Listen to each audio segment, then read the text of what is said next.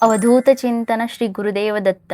हिंदू धर्मशास्त्र, पुराणे आणि आयुर्वेदात मानवी आयुष्यातील दिनचर्या आणि रात्रीला अत्यंत महत्त्व दिले गेले आहे. निसर्गाच्या नियमानुसार दिवस हा कर्मासाठी म्हणजेच कामासाठी आणि रात्र ही विश्रांती, मनःशांती व पुनरुज्जीवनासाठी बनवली आहे. सूर्यास्तानंतर वातावरणातील ऊर्जा बदलते. रात्रीच्या वेळी नकारात्मक आणि तमोगुणी शक्तींचा प्रभाव वाढतो, तर सकारात्मक ऊर्जा शांत अवस्थेत असते. त्यामुळेच आपले ऋषीमुनी आणि शास्त्रांनी रात्रीच्या वेळी काही विशिष्ट कामे करण्यास सक्त मनाई केली आहे. ही कामे केल्याने घरात दारिद्र्य येते, लक्ष्मीचा कोप होतो, तसेच शारीरिक आणि मानसिक आरोग्यावरही विपरीत परिणाम होतो. आता आपण हिंदू धर्मशास्त्र, गरुड पुराण, विष्णू पुराण आणि पद्मपुराणानुसार रात्रीच्या वेळी कोणती कामे कधीही करू नयेत याचे सविस्तर वर्णन पाहणार आहोत. पण त्याआधी मी नेहमीप्रमाणे या दत्त परिवाराच्या वतीने श्री गुरुदत्तांच्या पावनचरणी अशी प्रार्थना करते की तुमच्यावर आणि तुमच्या कुटुंबावर सदैव दत्तगुरूंची कृपा राहो आणि तुमचं इच्छित मनोरथ पूर्ण होऊन तुम्हाला निरोगी आरोग्य, सुख, शांती, समृद्धी, संपत्ती, समाधान प्राप्त हो. पहिला आहे झाडू मारणे आणि कचरा बाहेर फेकणे. शास्त्रात झाडू म्हणजेच कचरा काढण्याची केरसुणे ही माता लक्ष्मीचे प्रतीक मानली गेली आहे. झाडू न मारण्याचे शास्त्रीय कारण असे की सूर्यास्तानंतर किंवा रात्रीच्या वेळी घरात झाडू मारल्याने घरातील सकारात्मक ऊर्जा आणि समृद्धी बाहेर निघून जाते. असे मानले जाते की संध्याकाळी माता लक्ष्मी घरात प्रवेश करते. अशा वेळी कचरा बाहेर फेकल्याने लक्ष्मी देवी रुष्ट होऊन निघून जाते आणि घरात अलक्ष्मी म्हणजेच दारिद्र्य वास करते. व्यावहारिक किंवा वैज्ञानिक कारण. प्राचीन काळी विजेचे दिवे नसायचे. रात्रीच्या अंधारात झाडू मारताना घरातील एखादी महत्त्वाची किंवा मौल्यवान वस्तू जसे की दागिने किंवा नाणी नकळत कचऱ्यासोबत बाहेर फेकली जाऊ नये म्हणून हा नियम बनवला गेला. दुसरा आहे रात्री केस आणि नखे कापणे. रात्रीच्या वेळी नखे कापणे, केस कापणे किंवा शेविंग करणे अत्यंत अशुभ मानले जाते. शास्त्रीय कारण.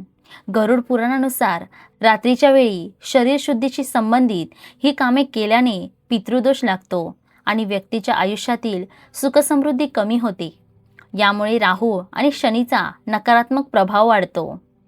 व्यावहारिक कारण. पूर्वीच्या काळी लख्ख प्रकाश नसायचा. नखे किंवा केस कापताना त्वचा कापली जाण्याची किंवा नखांचे तुकडे अन्नात पडण्याची शक्यता असायची. तिसरा आहे उष्टी भांडी स्वयंपाकघरात तशीच ठेवणे. रात्री जेवण झाल्यानंतर भांडी न धुता स्वयंपाकघरात उष्टीत सोडून देणे हा मोठा वास्तुदोष मानला जातो.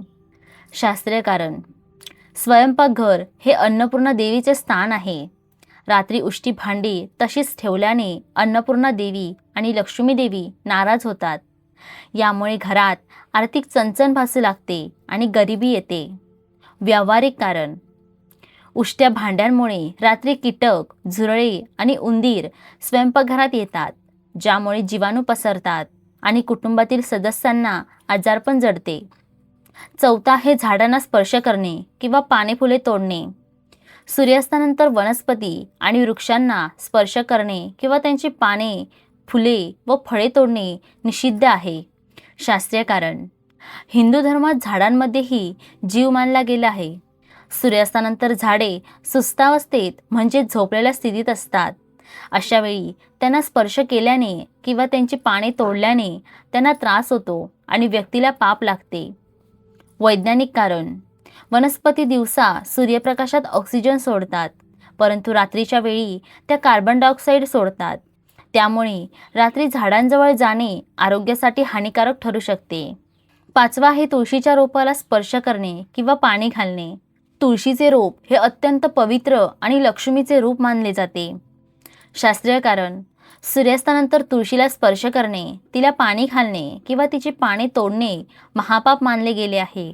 तुळशी माता रात्रीच्या वेळी भगवान विष्णूंच्या सेवेत किंवा निद्रावस्थेत असते, त्यामुळे तिची निद्रा भंग करू नये. केवळ सायंकाळी तुळशीजवळ दिव्याचे दान करावे म्हणजेच दिवा लावावा, परंतु तिला थेट स्पर्श करू नये. सहावा आहे कपडे धुणे किंवा बाहेर सुकायला घालणे. रात्रीच्या वेळी कपडे धुणे किंवा धुतलेले कपडे उघड्यावर सुकायला घालणे शास्त्रात अयोग्य मानले गेले आहे. शास्त्रीय कारण, रात्रीच्या वेळी वातावरणात नकारात्मक ऊर्जा आणि तमोगुण जास्त असतात. उघड्यावर वाळत घातलेल्या कपड्यांमध्ये ही नकारात्मक ऊर्जा शोषली जाते. असे कपडे घातल्याने माणसाच्या मनात नकारात्मक विचार येतात आणि आजारपण येते. वैज्ञानिक कारण, रात्री सूर्यप्रकाश नसतो, त्यामुळे कपड्यांमधील ओलावा पूर्णपणे वाळत नाही आणि त्यावर बुरशी व सूक्ष्म जीवाणू साचण्याची शक्यता असते. 7वा आहे दूध, दही आणि मिठाचे दान करणे. सूर्यास्तानंतर किंवा रात्रीच्या वेळी घरातून काही विशिष्ट वस्तू बाहेर देणे किंवा उधारीवर देणे टाळावे. शास्त्रीय कारण, दूध हे चंद्र आणि विष्णूशी संबंधित मानले जाते, तर दही आणि मीठ हे लक्ष्मीचे प्रतीक मानले जातात. रात्रीच्या वेळी या गोष्टी कोणालाही दान केल्याने किंवा शेजाऱ्यांना दिल्याने घरातील बरकत आणि समृद्धी निघून जाते. म्हणून बघा, तुम्ही कोणताही दुकानदार तुम्हाला संध्याकाळच्या वेळी मीठ देणार नाही. 8वा आहे रात्रीच्या वेळी दही खाणे. आयुर्वेद आणि धर्मशास्त्र या दोघांमध्येही रात्री दही खाणे वर्ज्य मानले गेले आहे. आरोग्य व शास्त्रीय कारण, रात्री दही खाल्ल्याने कफदोष वाढतो, पचनक्रिया मंदावते आणि शरीरात सूज किंवा संसर्गाची शक्यता वाढते. तसेच यामुळे शरीरातील तमोगुण वाढतो, ज्यामुळे आळस आणि आजारपण येते. 9वा आहे चौरस्त्यावर म्हणजे चौकात किंवा स्मशानाजवळ जाणे. रात्री उशिरा, विशेषतः मध्यरात्री 12 ते 3 या वेळेत एकांतात किंवा चौकात जाणे टाळावे. शास्त्रीय कारण, चौरस्ता आणि स्मशानभूमी ही नकारात्मक ऊर्जा आणि अमानवी शक्तींचे केंद्र मानली जातात. तंत्रशास्त्रानुसार रात्रीच्या वेळी अनेक लोक चौकात टोटके किंवा नकारात्मक पूजा करतात. अशा ठिकाणी पाय पडल्यास किंवा त्यावरून फिरल्यास व्यक्तीवर वाईट नजरेचा किंवा नकारात्मक शक्तींचा प्रभाव पडू शकतो. 10वा आहे मोकळे केस ठेवून झोपणे, विशेषतः महिलांनी. महिलांनी रात्री झोपताना केस मोकळे सोडून झोपू नये असा सल्ला शास्त्र देते. शास्त्रीय कारण, मोकळे केस हे शोकाचे किंवा नकारात्मकतेचे प्रतीक मानले जाते. रात्रीच्या वेळी केस मोकळे ठेवल्याने नकारात्मक ऊर्जा लवकर आकर्षित होते, त्यामुळे महिलांनी रात्री केस बांधूनच झोपावे. 11वा हे उशीखाली किंवा खाटेवर पुस्तके, पैसे ठेवणे. झोपताना डोक्याजवळ किंवा उशीखाली पुस्तके, वर्तमानपत्रे किंवा पैसे ठेवून झोपू नये. शास्त्रीय कारण, पुस्तके ही माता सरस्वतीचे आणि पैसे हे माता लक्ष्मीचे रूप आहेत. उशीखाली किंवा पायांजवळ या गोष्टी ठेवल्याने त्यांचा अनादर होतो. यामुळे बुद्धीचा ऱ्हास होतो आणि ज्ञानात व संपत्तीत बाधा येते. 12वा हे सूर्यास्ताच्या वेळी झोपणे. दिवस आणि रात्र मिळण्याच्या वेळेस म्हणजे सूर्यास्ताच्या वेळेस झोपणे किंवा जेवणे वर्ज्य आहे. शास्त्रीय कारण, यावेळेस घरातील देवी देवतांची पूजा आणि संध्यावंदन केले जाते. यावेळी झोपल्याने शरीरात आजार निर्माण होतात, आळस वाढतो आणि नशीब साथ देत नाही. केवळ वृद्ध, आजारी व्यक्ती किंवा लहान मुलांना यात सूट दिली आहे. 13वा आहे झोपण्याचे नियम, दिशा आणि पद्धत. उत्तर दिशेकडे डोके करून झोपू नये. उत्तरेकडे डोके करून झोपल्याने पृथ्वीच्या चुंबकीय क्षेत्राचा थेट प्रभाव आपल्या शरीरावर आणि मेंदूवर पडतो. यामुळे उच्च रक्तदाब, निद्रानाश आणि हृदयविकाराचा त्रास होऊ शकतो. नेहमी दक्षिण किंवा पूर्व दिशेला डोके करून झोपावे. अंधारात पूर्णपणे झोपू नये.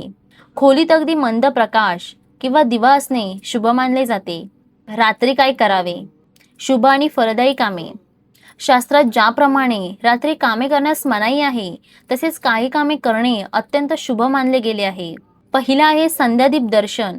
सूर्यास्तानंतर मुख्य दारावर आणि तुळशीजवळ तेलाचा किंवा तुपाचा दिवा लावावा. दुसरा आहे हातपाय धुणे. रात्री झोपण्यापूर्वी हातपाय आणि तोंड स्वच्छ धुवून झोपावे. यामुळे शांत झोप लागते. तिसरा आहे नामस्मरण, मंत्रजाप. झोपण्यापूर्वी आपल्या इष्टदेवतेचे नाव घ्यावे किंवा हनुमान चालीसा, गायत्री मंत्राचा जप करावा. चौथा आहे स्वयंपाकघर स्वच्छ ठेवणे.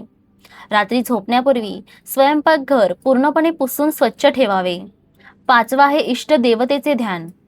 दिवसभरात झालेल्या चुकांची क्षमा मागून शांत मनाने झोपावे. हिंदू धर्मात सांगितलेले हे सर्व नियम केवळ अंधश्रद्धा नसून त्यामागे खोल वैज्ञानिक, आरोग्यदायी आणि वास्तुशास्त्रीय कारणे आहेत. निसर्गाच्या चक्राशी जुळवून घेऊन जीवन जगल्यास माणसाला दीर्घायुष्य, उत्तम आरोग्य आणि समृद्धी प्राप्त होते. रात्रीच्या वेळी या नियमांचे पालन केल्याने घरात कायम शांती आणि लक्ष्मीचा वास राहतो. मला अशी खात्री आहे की तुम्हाला नक्कीच या माहितीचा उपयोग होईल. तुम्हाला हा व्हिडिओ आवडला असेल आणि उपयुक्त वाटला असेल तर या व्हिडिओला लाईक करा आणि जास्तीत जास्त भक्तांपर्यंत हा व्हिडिओ पोचवा, जेणेकरून त्यांनाही या माहितीचा उपयोग होईल. आणि अशाच दत्तभक्तीपर उपयुक्त व्हिडिओंसाठी या चॅनलला सबस्क्राईब करा आणि या दत्त परिवाराचे सदस्य व्हा. आणि कमेंटमध्ये श्री गुरुदेव दत्त लिहायला विसरू नका. श्री गुरुदेव दत्त.